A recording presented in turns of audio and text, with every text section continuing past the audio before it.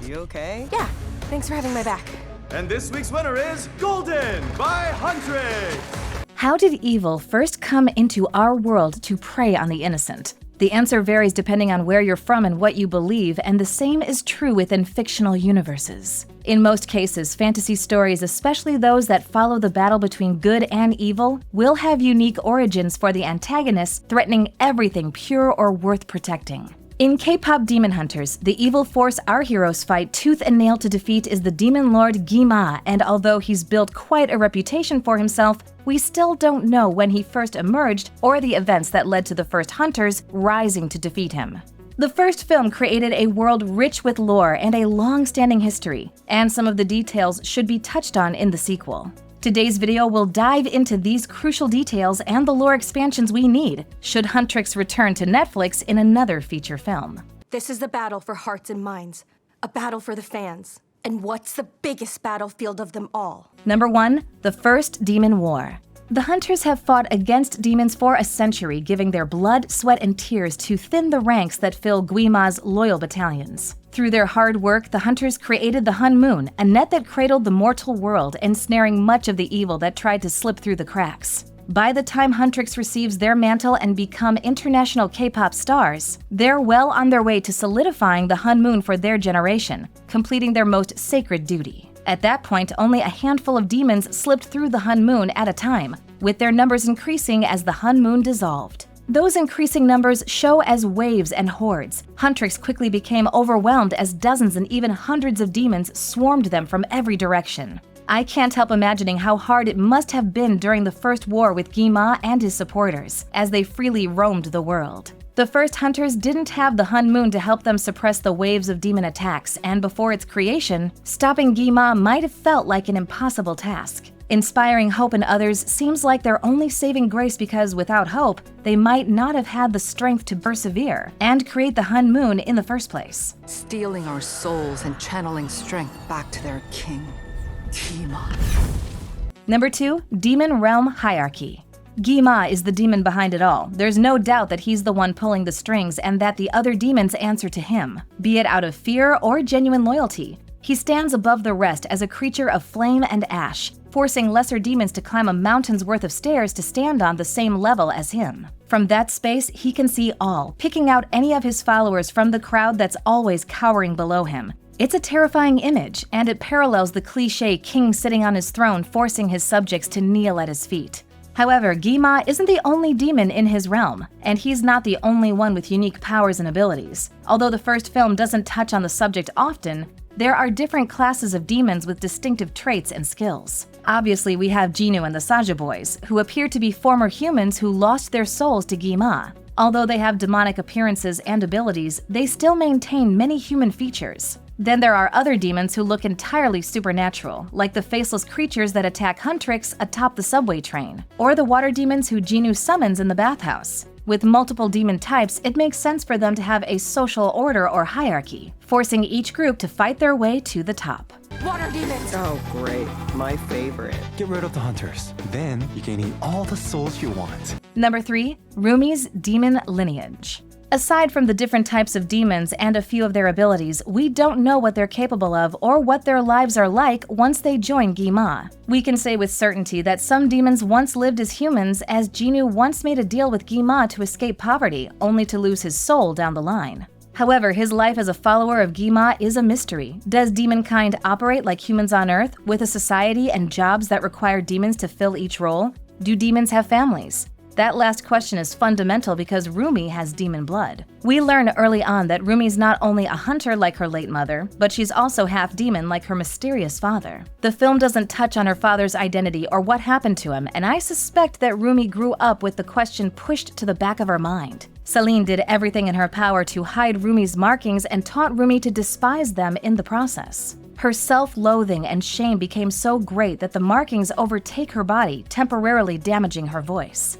However, Rumi still doesn't question where they or her demonic abilities come from, even after she embraces the darker side of herself at the end of the film. I can't imagine she will continue life without knowing who her father is or how her mother met him. It seems more likely that she'll begin looking for answers in the sequel. Maybe they'll understand. No, Rumi. Nothing can change until your patterns are gone. Number 4.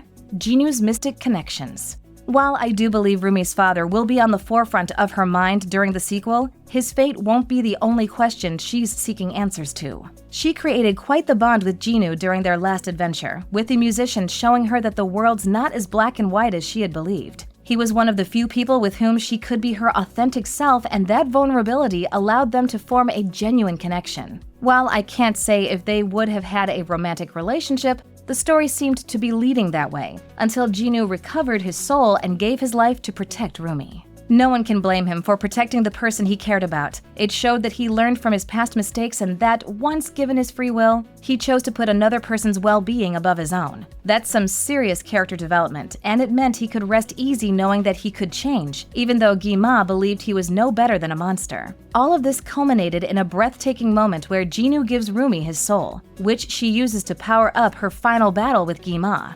I don't know if Rumi still has Jinu's soul in her sword, but if so, I want to see whether he will grant her brand new powers or mystical connections. Why does the bird wear a tiny hat? I made it for the tiger, but the bird keeps taking it. Number 5. Demon Hunter Network.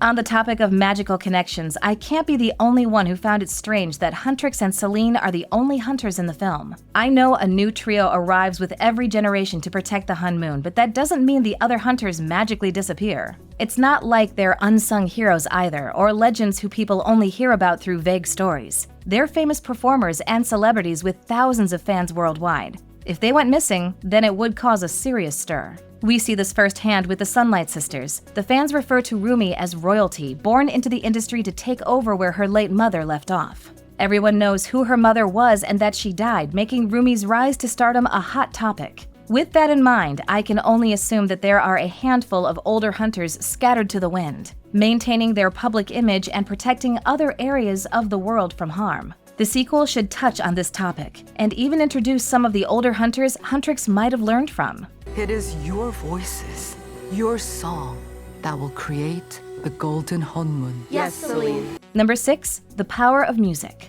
We meet Huntrix at the height of their careers, where they've almost turned the Hun Moon gold and topped the charts. They accomplished all of this in a short amount of time, and while they're enthusiastic about their fans and have great interactions with them, I have to attribute their success to their musical prowess. The members of Huntrix are powerhouses, and their voices have the potential to knock someone off their feet, which is why the soundtrack has become increasingly popular in real life. The power of Huntrix's music has literally translated from screen to real life, and that's a testament to how K-pop Demon Hunters is an incredible work of art. However, we never get a clear explanation of how the power of song works in-universe. We know that the hunters' voices uplift others and that those positive emotions power the Hun Moon. But how do the hunters draw power from the Hun Moon itself? Why can they constantly see it when no one else can? How do they pull their weapons from the Hun Moon, and why does this method still work when the Hun Moon fails? I have many questions and want more definite answers. When your pattern starts to show,